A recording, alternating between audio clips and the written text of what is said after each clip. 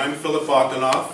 For those of you who don't know me, I'm honored by the people that are here in this room today. I know some of you throughout my life. I know others of you by reputation.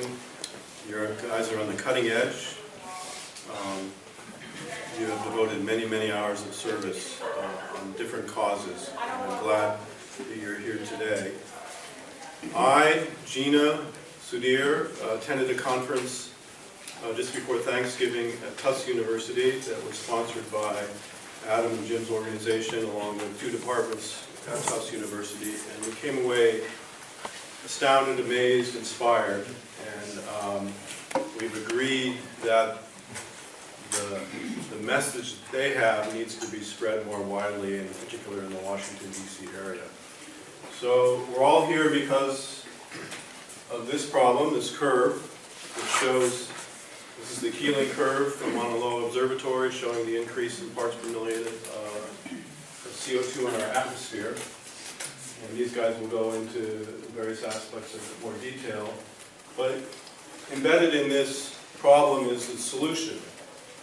The seasonal variation shows that nature has the capacity to extract significant amounts of CO2. And if we add the biology to the conversation about, limiting the increase, we ask nature to help us put it back in the ground where it's useful, and in other places we might have a chance of actually slowing and reversing global warming. So that's the intent of this conversation. The desired outcome in the long range is to keep the planet livable. The short term, as I mentioned, is to, with all of your help, ideas, and connections, to put on a conference somewhere in the metro area, hopefully in the fall or next spring. We're looking for sites, we're looking for sponsors, co-sponsors, we're looking for funding, we're looking for other ideas of people that should be involved on the speaking platform. I think with Adam, Jim brought this idea to Adam quite a few years ago, and Jim didn't think he wanted to organize a conference, but Adam did.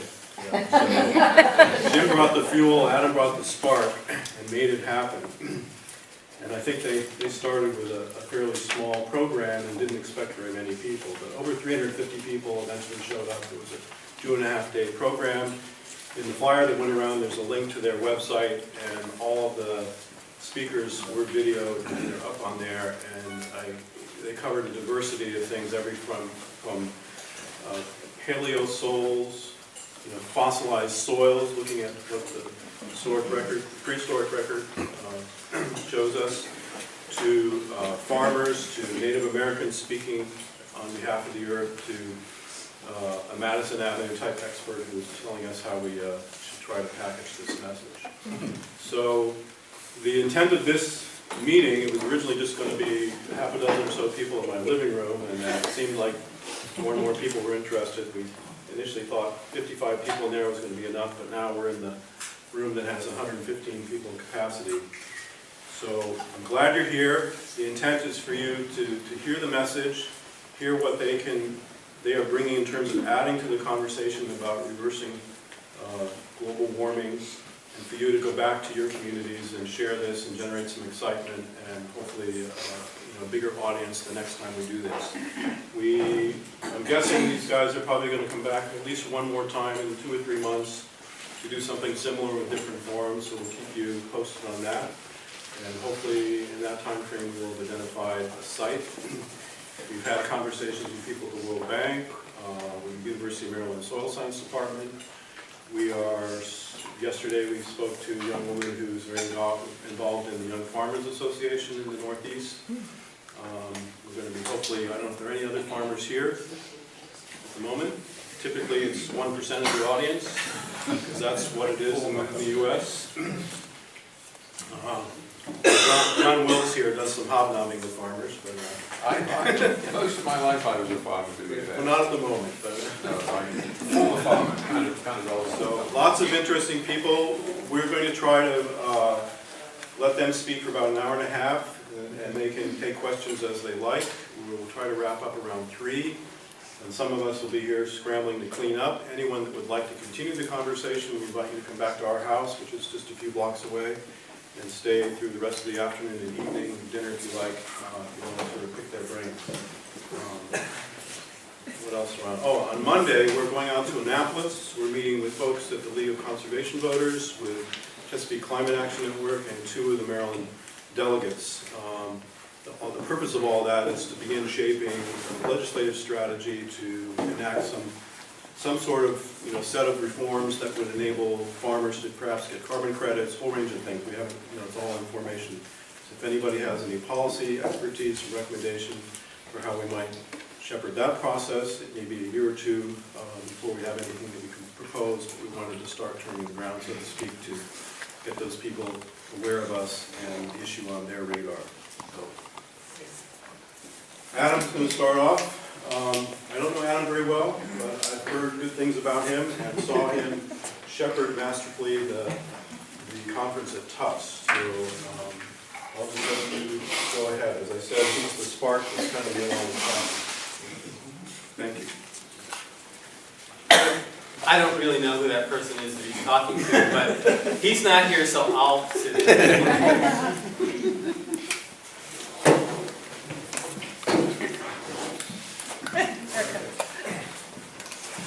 Let's see. So, I think this will be all right if it doesn't keep looking on me.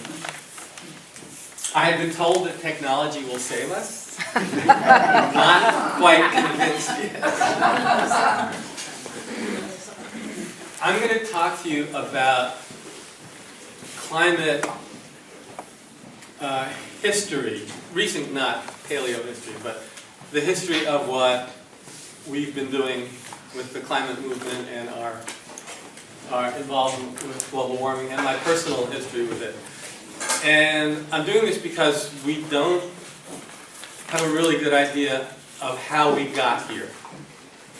And accordingly, we have a certain set of assumptions. I had this set of assumptions for many years and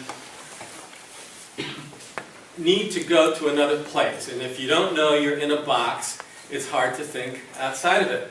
So I spent a good deal of time struggling with that, and it's not easy. It really isn't easy. So I'm going to say things, I don't mean to offend anybody. I'm not saying anything about what the climate movement as a whole has done that I haven't said to myself about what I have done. So it's not a criticism. There's no criticism in here. It's all observation. We're all earthlings. We're struggling through this thing together, and it's really not easy. So, I've been a climate activist since the turn of the millennium. Many people don't get to say that. They just have to say the turn of the century. Actually, we can say the turn of the millennium. And so that goes back 15 years. And it started with Ross Gelbspan, whom some of you may know of, read some of his books. And I heard him in this folksy little place in Jamaica Plain. It's a folksy little hamlet in Boston, in the Boston area. A place called Spontaneous Celebrations, and Ross came and talked to us about global warming. And there was a lot of eye-opening stuff there to me. I thought, oh my God. And I went up to him and I said, Ross, has there been any movies made of this, about this stuff? This predated Inconvenient Truth by about 7 years. And he said, no. And I said, well, let's make one. And he said, okay. And I said, what do I do now? Because I've never made a movie. So I bought a video camera and a video computer and all this stuff, and it was a mess. Technology was very primitive back then. And we made a movie. And the best thing about the movie was the title. It would be kind to call it amateurish. But the title was right on target. And the title was, Global Warming, You Ain't Seen Nothing Yet. And that was the year 2000. And the tragic part about that movie is you could make it yesterday, you would have had to change maybe 1 or 2 dates, but that's it. It's the same story. So that is kind of the starting point of how did I get to start mulling this over. And I have to warn you that sometimes when I give this talk, don't hold your breaths, because sometimes that happens to people that I...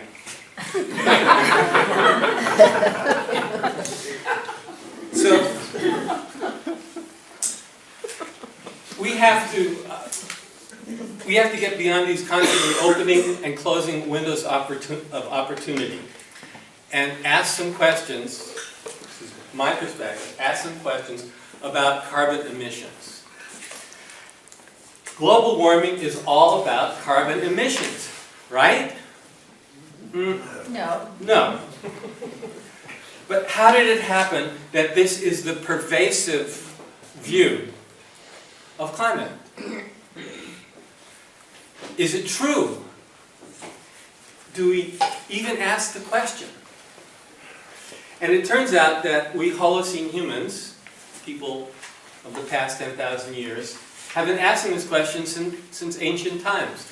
Not about climate per se, but how is it that these mere little bipeds running around can affect something as big and as powerful as planet Earth? And early on, people noticed that when you clear trees, things erode, and eventually you've got to pick up and go somewhere else because there's nothing left to feed you. And numerous scientists have thought about this, and it goes back to the early 19th century. I'll start with Irenaeus, who is a Swedish scientist who was the first to calculate the greenhouse effect. And so the story is that he had a sad love affair, and he was in the middle of the Swedish winter, and he had nothing else to do but write out reams of calculations about the greenhouse effect. And he actually came to a point where he figured out that climate sensitivity, which is defined as the temperature response to a doubling of greenhouse gases, he figured out the climate sensitivity of about 1.5 to 6 degrees centigrade, which is pretty close to what it is now. It's around 3 or 4. What we haven't appreciated to this very day is the sensitivity of the living systems and the geophysical systems of the Earth to those changes in temperature. So we haven't hit 1 degree centigrade yet, and yet the climate is raging out of control, and it's accelerating. And we talk about positive feedback loops, and the fingerprint for positive feedback loops is acceleration. So even if you can't identify the feedback loop, you can identify the acceleration. And apparently, I know next to nothing about climate modeling, but I am told that climate modelers have a great deal of difficulty putting feedback loops into the climate models because we don't understand them very well, because they're nonlinear events. And how do you anticipate them? But even if we don't model for them, they don't care. The feedback loops will loop, whether we like it or not. So here we have Dr. Irenaeus figuring out the climate sensitivity, and 50 years subsequent to that, there was all kinds of arguing back and forth, and even so, there was a consciousness of global warming working its way into the public mind. And so I'm going to show you this great video, this great 1-minute clip, in your imagination, since we can't figure out the internet here. Another example of technology saving us. I'll tell you about it. It was a 1958 Bell telephone hour, which some of you, I can tell, remember those things. And it was called Unchained Goddess, about the weather. And there was a small clip towards the end about how even now scientists are telling us that just a few degrees centigrade, a few degrees, could start melting the polar ice cap. And they show these calving of the ice cap and crashing into the oceans and all the greenhouse gases spewing. And this was in 1958. and it's really charming. And the same year, Philip showed you the Keeling Curve. This is the latest version of it. Now, the importance of this sawtooth is, that's it. It is it. It's Oh, it. you got it on there. I don't know how to get it from right there. I can give you a code. You can hook up the internet on my portable. Wow. Okay, well, can you do that while I'm continuing? Because Yeah, I mean, how do you? it's, you keep talking. I keep talking. Okay, that's Right? the key. That's my role in the technology. So this sawtooth curve, the higher peak is winter in the northern hemisphere, and things die and decompose, and carbon dioxide in the atmosphere goes down, goes up, and then in the summer, everybody's happily photosynthesizing and pulling carbon dioxide out of the air, and so you've got this sawtooth, and those are the variations, but the trend is pretty clear. It's going up. And since he started, we've gone from 315 parts per million up to 400.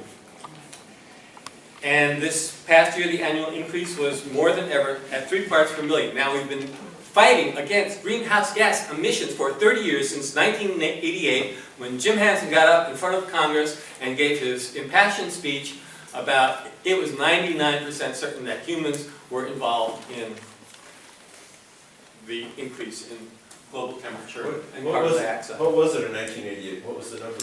1988 was around 350, wasn't it? 340. Which is now a .org. No, it's not. Technology will save us even further. So the next movie that you won't see is a clip from Soylent Green. This is that 1973 movie about global warming.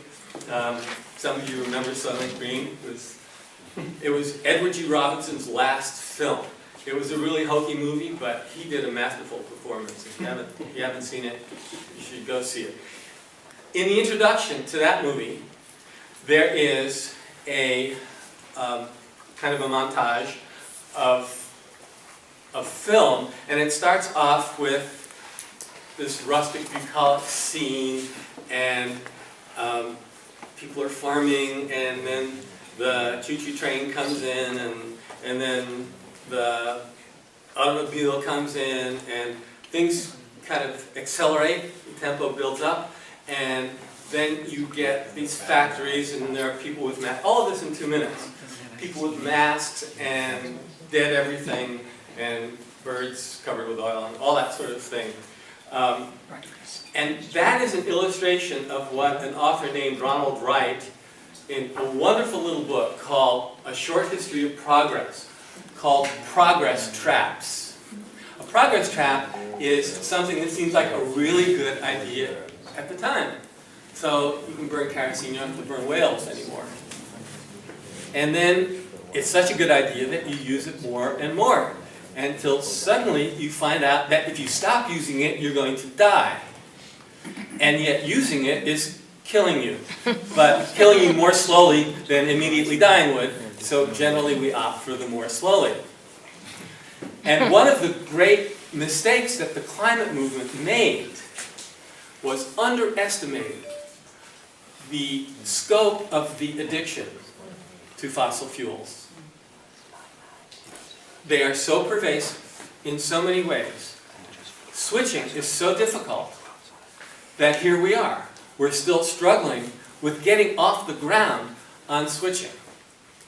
If we had had a Manhattan Project type of effort in 1988, we may well have a completely different picture. But we were hooked. You know, when you're hooked, you don't see straight when you're on drugs. And that was our drug. So Dr. Hansen testified, and he somehow it somehow became 350.org, and what he really said was 350 max, but for some reason Bill McKibben memorialized it as 350. However, there are a number of other climate scientists who say the only safe level of atmospheric carbon dioxide is 280, which is where we started. And 350, we're running now off of the carbon emissions of 20 to 30 years ago. There is a lag time of 2 to 3 decades, and that's what we're seeing now. So we haven't begun to see what's happened in the past 20 years. Excuse me, could you explain that? How I don't think I completely follow that. Neither do I. Okay. But the explanation, part of the explanation is that the ocean absorbs a lot of heat. And at some point, as a result of very complex equilibria, that heat will start coming out even more than it already has. So it's going to absorb, it's absorbing less quickly now than it did 20 years ago.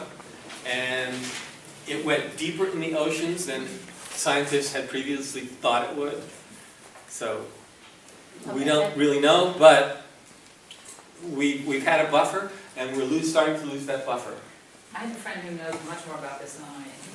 He says this is the ocean has a fever.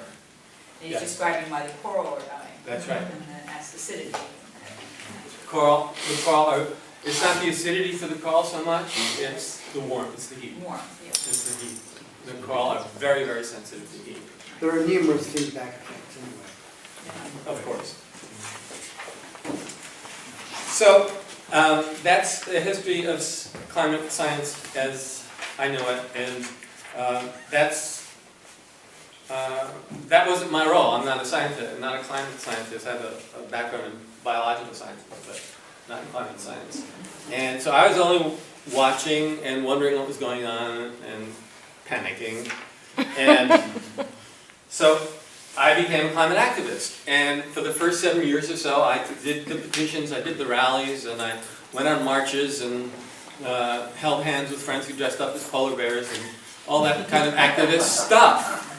And about 7 years into it, I noticed that we really weren't getting anywhere. And I said, "What's up?" And I was with this climate group in Lexington, Massachusetts, where I live, and I said, "We're not getting anywhere." And they said, "Shut up." I said, "Well, why are we signing this petition? What we're doing isn't working." "Shut up. You can go now." You know, progressive groups don't tell people to leave very often. It's not polite in these circles. But that didn't apply to me. So I finally left after the third or fourth request. And I went and I hid in a bicycle shop. I had sold my car and thought I would try having bicycles as my main means of transportation, and I took it to the bike shop and I said, why should I pay them to do it? I should try to do it myself. I tried to do it myself. I can't do this myself. Went back to the bike shop and I said, well, how about I work here? And they said, fine, and they handed me a toilet bowl brush and said, go to work. But I spent 5 years in retail. I'd never been in retail. I spent 5 years in the bike shop. And it's great because it's such a simple life. Someone comes in with a problem. They want a new bicycle. They need a flat tire changed. And we can solve these problems. And they walk out happy and they even give us money for it. But the climate was just too insistent, and I felt I had to get back into it. But in the meanwhile, I had done some reading in anthropology and in history and more reading in science. And I finally figured out what was plaguing the climate movement. I had a lot of help, but I did figure it out. So, drum roll, please. That's it. Great, thank you so much. It's not all about emissions. It's half about sources, the emissions, but it's also half about sinks. And Jim was my kind of door to the sinks. Poop is what it's called. Poop, yes. And the world's most important sinks for any and all practical purposes are terrestrial soils. They hold more carbon than the atmosphere and the above ground biomass combined. Around 2,400 gigatons of carbon reside in the soils, only 800 are in the atmosphere. So, once I started learning about this, and I find that other people who are willing to learn about this, and this is not a large percentage of people who are open to having this conversation, but those who are, we wind up scratching our heads and saying, this is so obvious. Why didn't someone tell me this before? And that's why we did this tour of the history of climate science, because I think that's where the answer lies.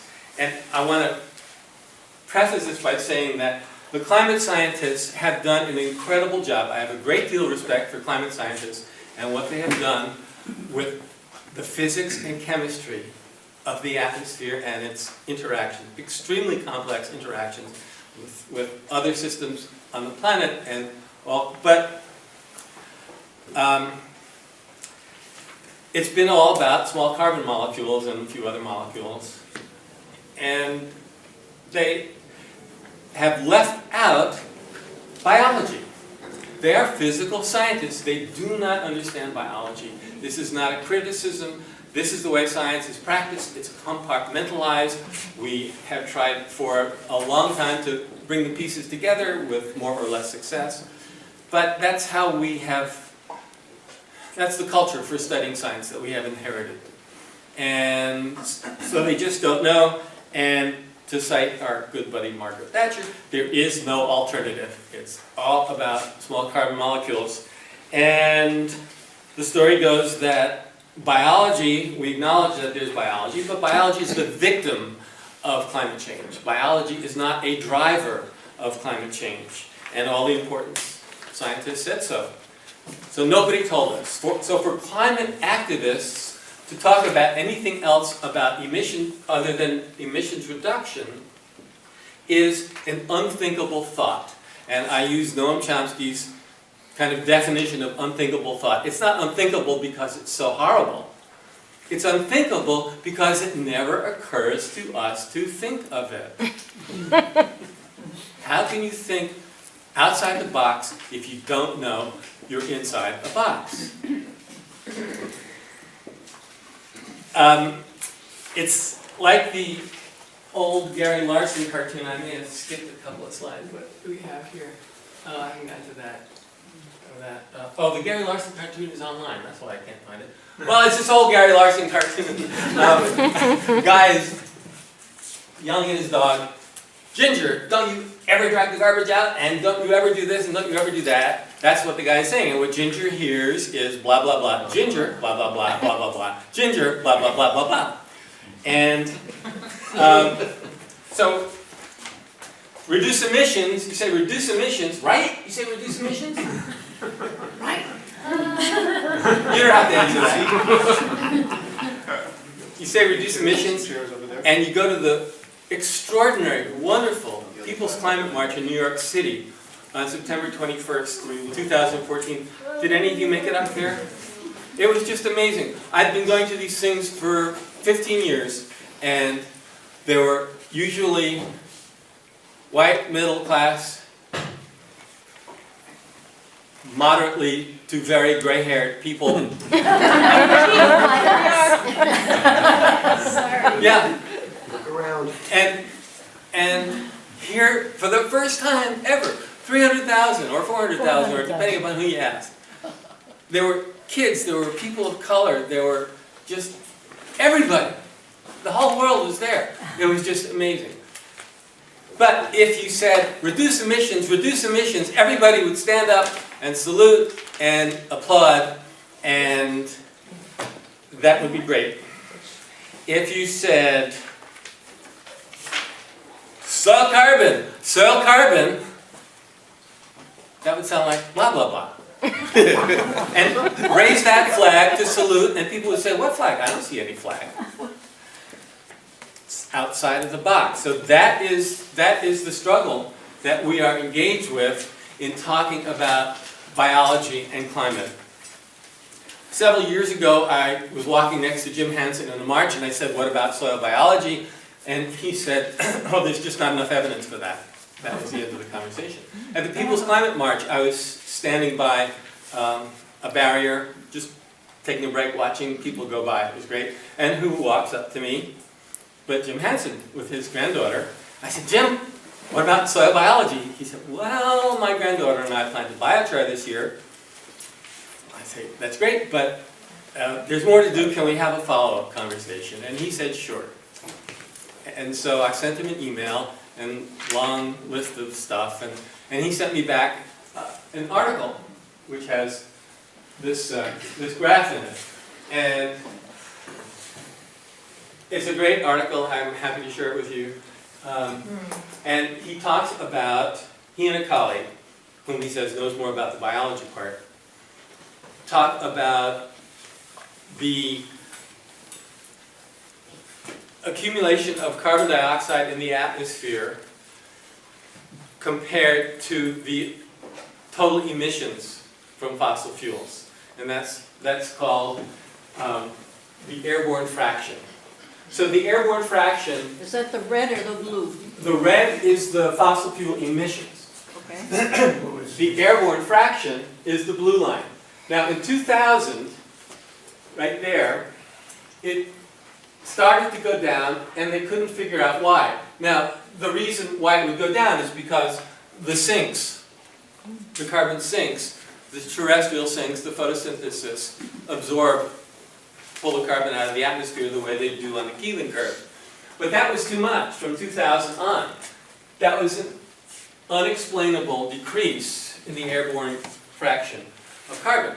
And it turns out that since 2000 there has been a massive increase in the burning of coal. Well, we kind of know this. And the coal dust and can't think of the word, was seeding the terrestrial plants and nitrogen-hungry ecosystems. So photosynthesis was increasing during that period of time, which accounted for the decrease in the airborne fraction of carbon. So we were having less carbon dioxide in the atmosphere because there was more photosynthesis. And I said, well, Jim, we can do that without burning all that coal. We know how to pull carbon out of the atmosphere biologically. We know how to open the arms of ecosystems to the nutrients that they need so that they will grow and grow and grow and restore. And Jim will tell you a lot more about that. But he didn't respond. And I tried 2 or 3 times. He's very busy, and who am I? But again, we're trying to talk outside of the box, and that is difficult. So, where am I? I had a correspondence with Joe Rahm about the same thing. You know who Joe Rahm is? Yep. He's a climate progress guy. Great blog. And over the years, I've said, Joe, we gotta, start talking about soil carbon and sinks, all this emission stuff. Of course we have to reduce emissions, 0 emissions.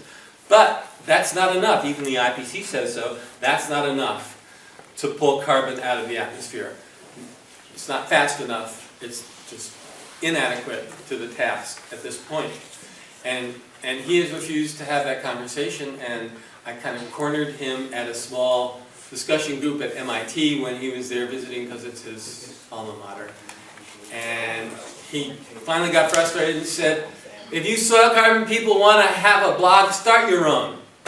Whoa. And that, well, I understand where he's coming from. It's not his box. And so we have this huge conceptual breakthrough to go through. And one more story about a famous person. In January of 2010, Jim and the colleague Seth Itzkan and I drove up in the middle of winter to Middlebury College to speak with Mr. Bill McKibben about this very issue.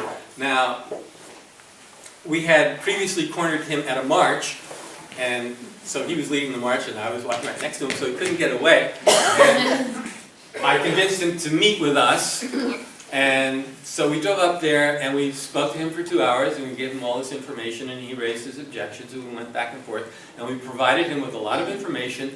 In April of 2010, Orion magazine published an article that he wrote called How to Have the Best Way to Have a Cow. It was something like that. It was actually pretty good. Of course, we gave him the information, though it should have been good. But after that, silence. Nothing on 350.org. Now, he has tweeted our conferences and events, and that's very nice, but he has taken no stand on it. And, you know, it is hard to explain because it's an emergency and we're on the same side. What we don't culturally understand very well is the power of life. And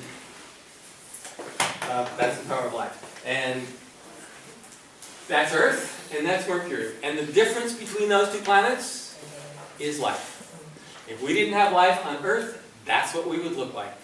Why we have life on Earth? Well, don't ask me. But we do. And we've had it for at least 3.8 billion years, if not longer. And we had these photosynthesizers ramping up back around then. So we know that it works.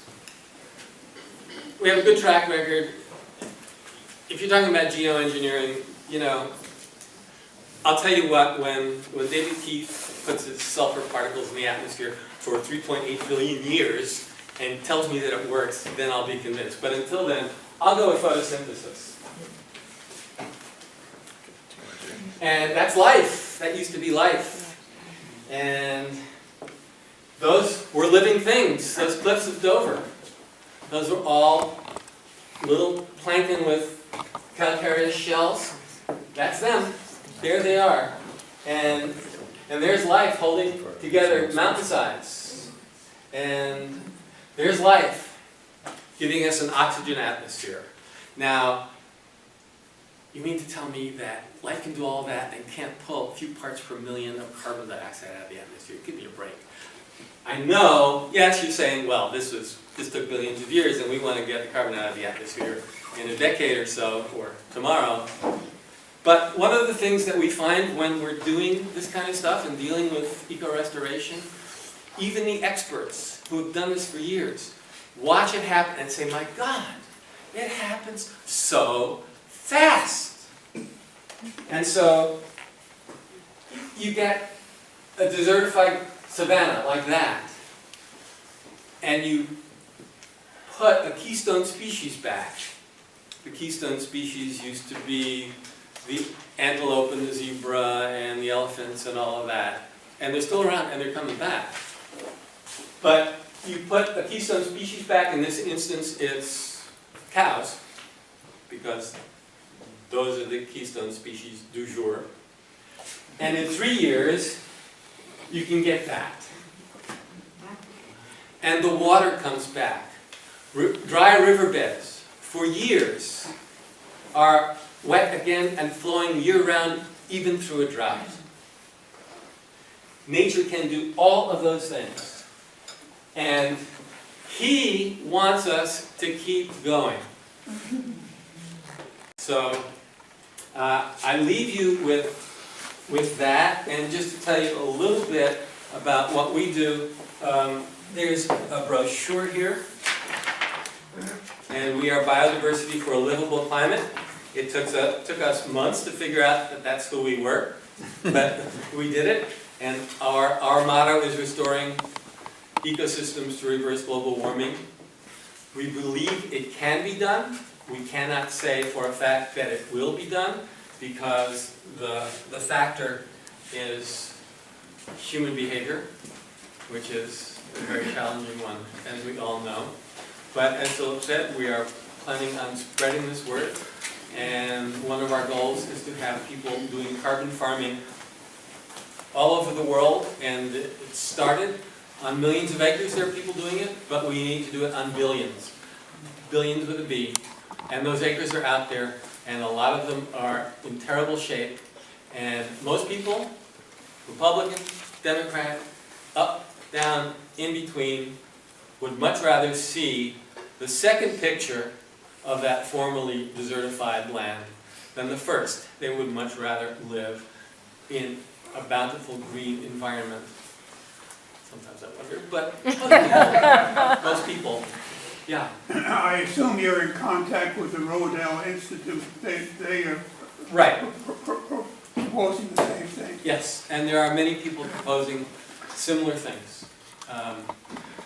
We don't think that there's anybody who has taken it to the point of activism the way we have begun to do that. Organizations like Organic Consumers Association, which is a partner and supporter, are doing that in specific areas, and they are starting to talk about soil carbon, but we've got a lot of work to do to bring this out, and that's our job. What about Alan Savory?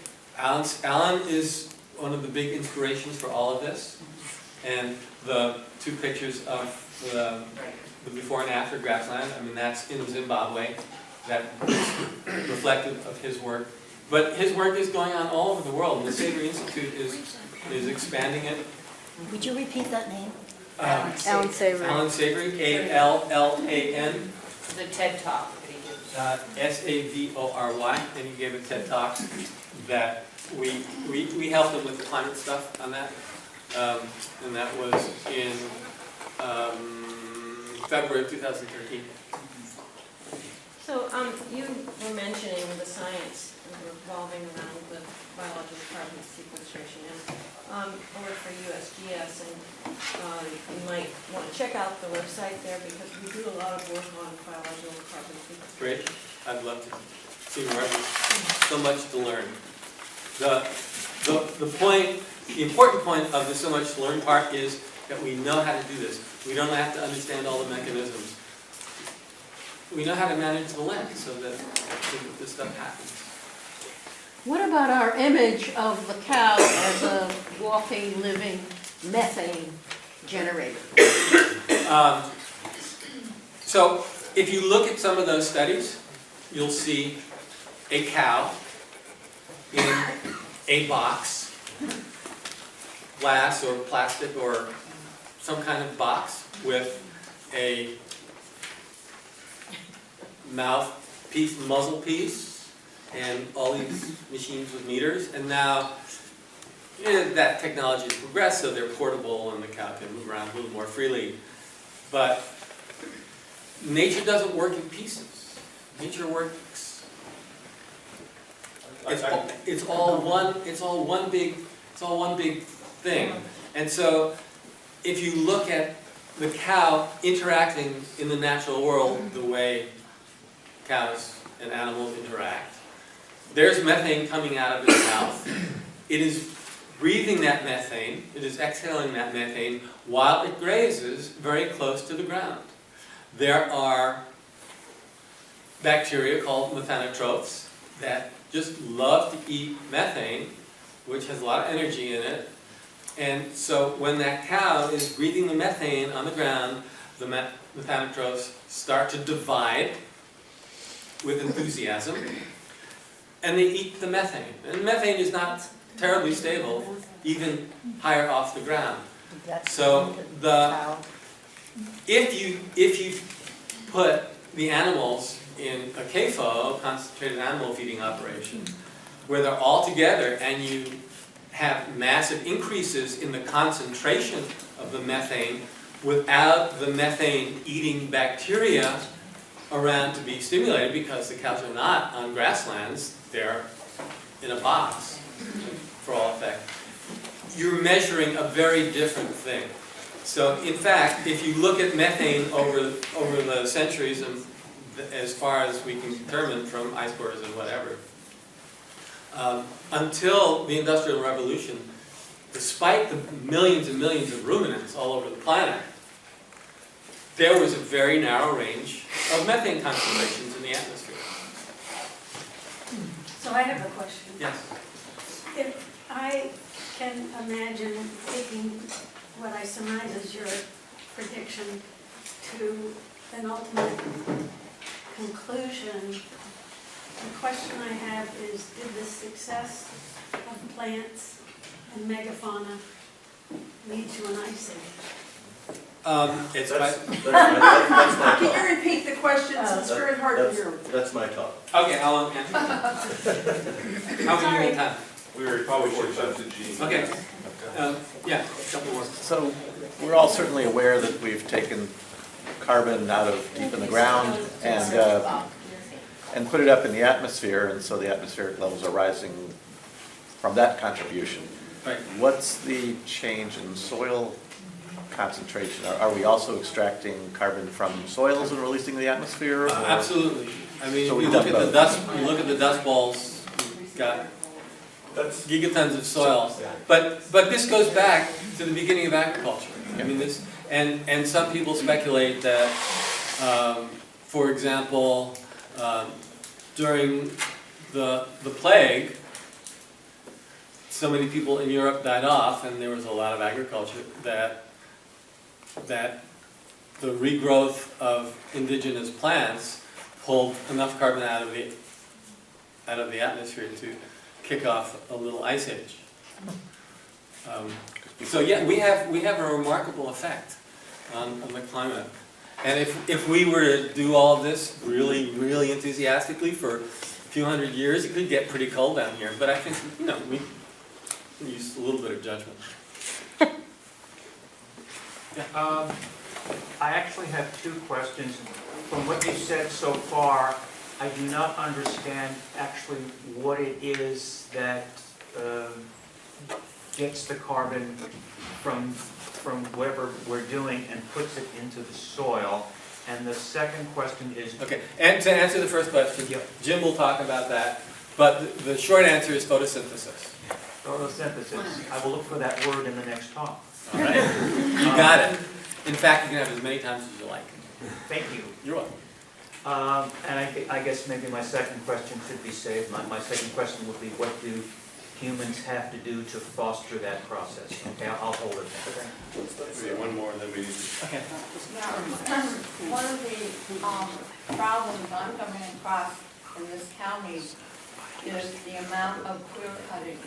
So we're releasing the carbon from the mature trees, we're denuding the soil, adding to that, and yet I'm told among the so-called environmental groups in this county, they can't reach consensus that that's not a good idea.